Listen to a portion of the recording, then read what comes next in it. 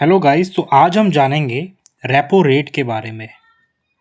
Okay, repo rate क्या होता है?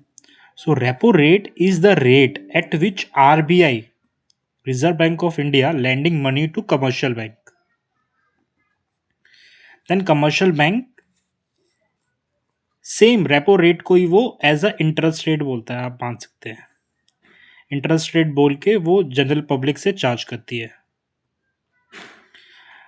नाउ रेपो रेट इंक्रीज या डिक्रीज होने से क्या होगा?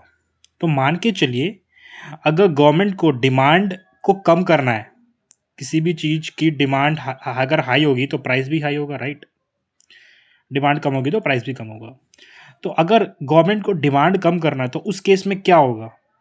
प्राइस को उनको कम, डिमांड को कम करना, क्योंकि प्राइस हाई होने के बावजूद भी जो पीपल है वो परचेज करने की क्षमता रखते हैं, तो उनकी परचेजिंग पावर हमको छीननी है, राइट?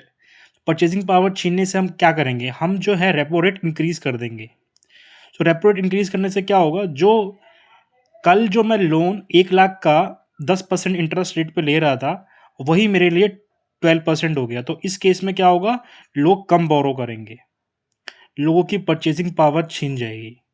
तो इस केस में जो हमारा रेपो रेट है वो इंक्रीज करेगी, अगर गवर्नमेंट को परचेजिंग पावर कम करनी है लोगों की तो। और ये हमको इन्फ्लेशन कंट्रोल करने में हेल्प करता है, राइट? सेम, अगर मार्केट में डिमांड ही नहीं है तो हमें परचेजिंग पावर इंक्रीज करनी है, तो इस केस में क्या करेगी? वो रेपो रेट डिक्रीज कर देगी। तो मान के चलिए, आज मेरे को 1 लाख का लोन 10% के इंटरेस्ट रेट पे मिल रहा है, राइट? वहीं मेरे को अगर ये 1 लाख का लोन 8% पे मिलेगा तो ज़्यादा से ज़्यादा लोग लोन लेंगे, क्योंकि इंटरेस्ट रेट कम हो गया। तो इससे परचेजिंग पावर अगर इंक्रीज हो गई तो डिमांड भी इंक्रीज होगी, और जो आपका मार्केट है उसमें ऑटोमेटिकली पैसा फ्लो करेगा। तो ये एक मोटा माटी रेपो रेट होता है।